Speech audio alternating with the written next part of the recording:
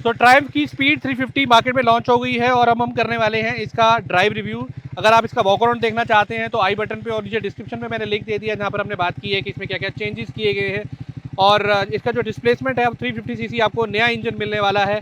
उसमें बाकी सारी चीज़ें सेम है, सिर्फ पावर और टॉर्क का फ़र्क है। स्पेसिफिकेशंस की बात करें तो यहाँ पर आपको 37 PS की पावर और 32 न्यूटन मीटर टॉर्क मिलने वाला है, जबकि स्पीड 400 में आपको 40 PS की पावर और 37 न्यूटन मीटर टॉर्क मिलता था।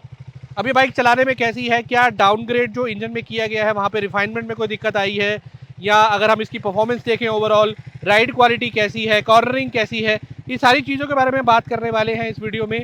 तो इस वीडियो को एंड तक देखिएगा। अगर आप रॉयल इनफील्ड का कोई ऑल्टरनेटिव ढूंढ रहे हैं जिसमें आपको एक रिलायबल इंजन, रिलायबल परफॉर्मेंस चाहिए, टेक फीचर्स अच्छे चाहिए, तो ट्रायम्फ की स्पीड 350 आपके लिए जो है फर्स्ट चॉइस हो सकती है। और इस वीडियो को देखने के बाद आप अपना प्लान कर सकते हैं इस बाइक को लेने के लिए।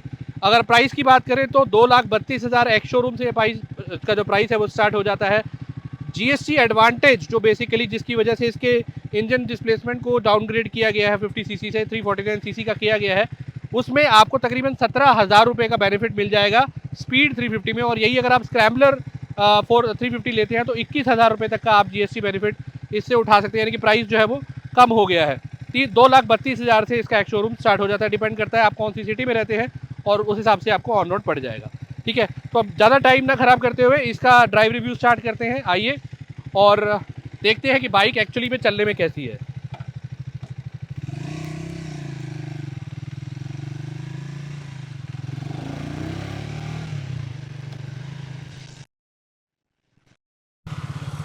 चलिए अब इसका ड्राइव रिव्यू स्टार्ट करते हैं। सबसे पहले मैं बात करता हूँ इसके पोस्टर की। तो पोस्टर मुझे बहुत ही कमाल का लगा। मुझे सबसे ज़्यादा दिक्कत कब होती है, जब पोस्टर ना आपको बहुत ज़्यादा बेंड करना पड़ता है। यहाँ पर बेंड आपको बिल्कुल भी नहीं होना पड़ रहा, बहुत ही स्ट्रेट पोस्टर है। इससे इसका मतलब ये निकलता है कि अगर आप इस बाइक को लॉन्ग टूरिंग पे भी लेके जाएंगे तो कोई ख़ास आपको दिक्कत आएगी नहीं। आप 200 किलोमीटर तक, 150, 200, 250 किलोमीटर तक इस बाइक को चला पाएंगे। फिर आपको रेस्ट लेना पड़ेगा, यानी कि बहुत फ्रीक्वेंट ब्रेक्स आपको नहीं लेने पड़ेंगे। अब ट्रैफिक आप देख रहे हैं कि ये गुड़गांव का ट्रैफिक है, जो उस ट्रैफिक में चलाने पर आपको ये समझ में आएगा कि ये सिटी बाइक की तरह किस तरह से काम में ली जा सकती है। इसकी तो मैन्यूवरिंग लेट्स बी ट्राई कि मैं अगर इसको मैन्यूवर करता हूँ तो मुझे आराम से बाइक निकल पाती है कि नहीं। ये आप देख सकते हैं कि कितने मक्खन तरीके से जो है ट्रैफिक के बीच में से निकाल पा रहा हूँ बहुत ही आराम से, कोई दिक्कत नहीं है अभी तक। परफेक्ट। इंजन की रिफाइनमेंट बहुत अच्छी है। और आप देख रहे हैं कि इस टाइम मैं 5th गियर पे हूँ ऑलमोस्ट, और 40 की स्पीड में मैंने इसका टॉप गियर डाल दिया है। तो लो एंड टॉक अच्छा है, आपको कोई ज़्यादा जो है इंजन में साउंड नहीं आएगा कि इसको आपको गियर को छोटा रखने की ज़रूरत है। आप हाई गियर पे भी चला सकते हैं। और हाई गियर पे अब आप देखिए स्पीड मेरी 20 आ गई है, और मैंने इसकी जो गियरिंग है उसको अब खैर बहुत ज़्यादा स्लो की थी, तो मुझे डाउन शिफ्टिंग करनी पड़ी। अदरवाइज इसमें जो जैसे होता है ना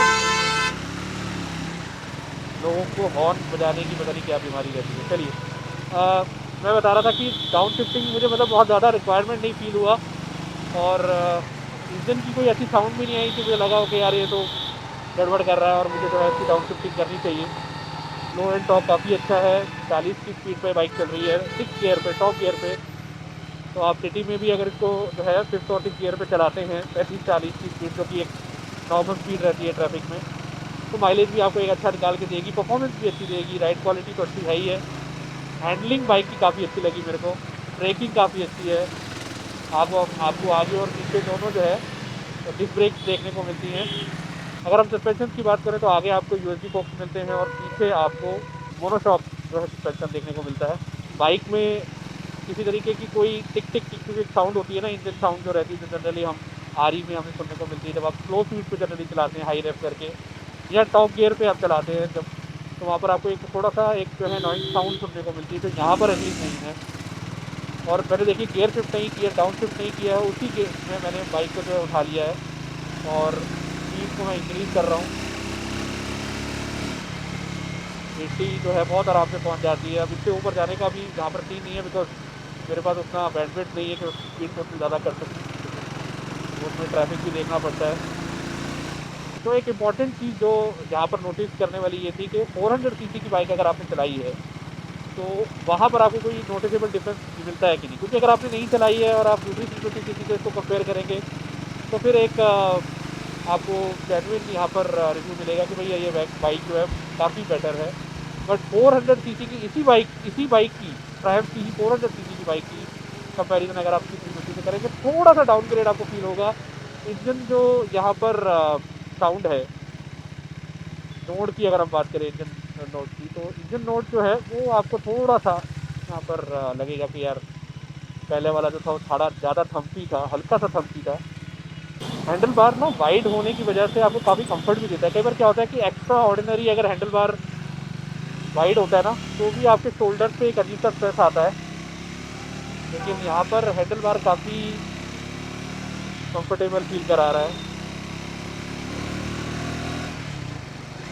हल्का सा जो यहाँ पर जब आप इसको 80 के ऊपर लेके जाते हैं ना, हालांकि 6 गियर दिया है इन्होंने, 6 स्पीड ट्रांसमिशन जो आपको दिया है वहाँ पर काफ़ी चीज़ें जो हैं सेटल डाउन हो जाती हैं। अगर ये फिफ्थ गियर ऑप्शन नहीं होती आपकी मैक्सिमम तो ऑब्वियसली आपको फिर वहाँ पर थोड़ा सा फील होता कि यार इंजन साउंड ज़्यादा आ रही है। बट 6 गियर होने की वजह से काफ़ी जो RPM है वो कंट्रोल में रहते हैं, जिससे कि परफॉर्मेंस और अच्छी फील होती है आपको। तो कुल मिला के यही चीज़ एक नोट करने वाली यहाँ पर थी कि इंजन डाउनग्रेड होने के बाद जो है तो परफॉर्मेंस में कितना डाउनग्रेड हुआ है। तो परफॉर्मेंस में नेग्लिजिबल है डाउनग्रेड, कोई खास बहुत ज़्यादा फ़र्क नहीं है, बहुत ज़्यादा डिफरेंस नहीं है। यहाँ पे ट्रायम्फ ने अपने ब्रीफिंग में भी हमारे साथ शेयर किया था कि हमने कोशिश की है कि परफॉर्मेंस आपको बिल्कुल वैसी ही मिले जैसे पहले मिल रही थी। ओवरऑल जो ग्राउंड क्लियरेंस है जो 164 mm की है, टू बी प्रिसाइज में बात करूँ तो, और व्हील बेस जो है, सीट हाइट जो है, ओवरऑल टायर सेक्शन जो है, या फिर हम फोक्स डाउन की बात करें, सारी चीज़ें सेम रखी हुई हैं, जिसमें कोई चेंज आपको नहीं मिलेगा, चेसी सेम है। सिर्फ एक इंजन जो है उसको डाउनग्रेड यहाँ पे 349 सीसी को कर दिया गया है। तो मैं बात कर रहा था पावर स्पेसिफिकेशन की, तो ये आपको जो पावर जनरेट करके देता है वो है 37 PS की पावर और 32 न्यूटन मीटर टॉर्क, जबकि जो पहले 400 सीसी का इंजन आपको जो मिल रहा था उसमें आपको 40 PS की पावर और 37 न्यूटन मीटर टॉर्क, यानी कि MM की अगर हम बात करें न्यूटन मीटर टॉर्क की, तो वो आपको 5 कम मिल रहा है। यहाँ पर मैटर ये करता है कि इंजन की ट्यूनिंग किस तरह से की गई है, तो वो आपको कम टॉर्क में भी ज़्यादा परफॉर्मेंस जनरेट करके दे रहा है कि नहीं। अगर आप डेली रूटीन में भी बाइक को लेते हैं तो अगर आपको रोज़ का 60-70 किलोमीटर चलाना है, 50 किलोमीटर चलाना है, तो आप इसको डेली यूज़ के लिए भी ले सकते हैं। सिटी में चलने के लिए बहुत शानदार है। हम एक्सपेक्ट कर रहे हैं 13-35 के बीच में आराम से आपको माइलेज निकाल के दे देगा, डिपेंडिंग अपॉन आप किस तरह से चलाते हैं। कई से कई हालत में भी 30-32 तो आराम से निकाल ही दे रहा है। तो यहाँ पे ब्रांड ने ना अपनी प्राइसिंग ज़रूर कम की है, और ऑब्वियसली वो GST एडवांटेज है। वो ऐसा नहीं है कि ब्रांड अपनी पॉकेट में से कुछ आपको निकाल के दे रहा है।